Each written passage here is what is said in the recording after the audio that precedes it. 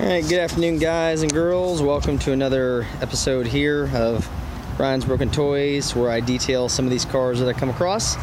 As I kind of teased you in the last episode I had with this car, this is one of the newest acquisitions I've retrieved or recovered from a desperate fate. I don't want to call it desperate, just kind of neglected.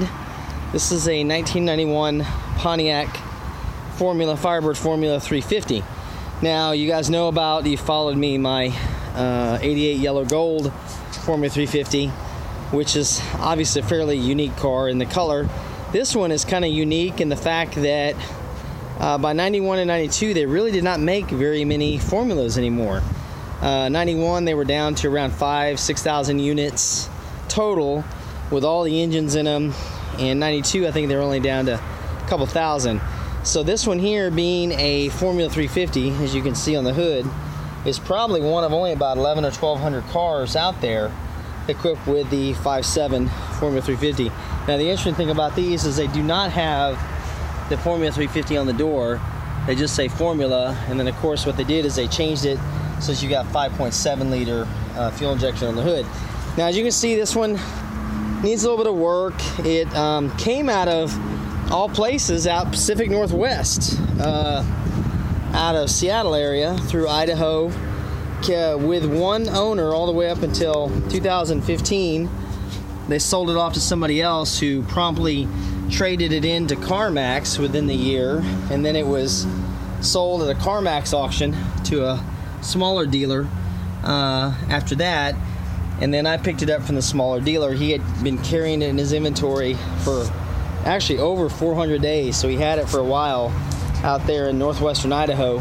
So really, I guess out there, these cars are not quite as popular because people are looking for SUVs and things like that. So the interesting thing about it, though, is it's actually a really decent car.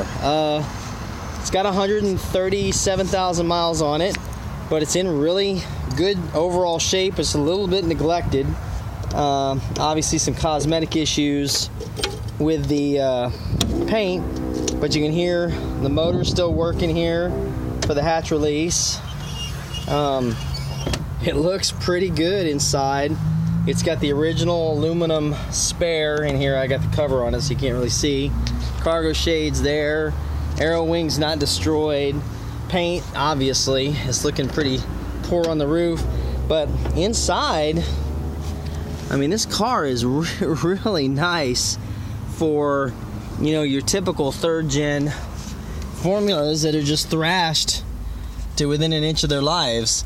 Now, this has the same color interior as my 88 yellow gold, but it's got, instead of a gray dash, it has a black dash assembly in it. And as you can see, I mean, it's a car that was maintained. It wasn't kept off the roads, but whoever owned it just drove it, you know. But we got no cracks in the dash pad. The headliner's in really good shape. I know my camera work is really bad. I'm working on getting that better. But the coolest part about this car is, you can see I put the key in, it fires right up. I mean, it just runs good. It doesn't have any hesitation. No service engine lights are on. It's idling where it's supposed to. Alternator's working right.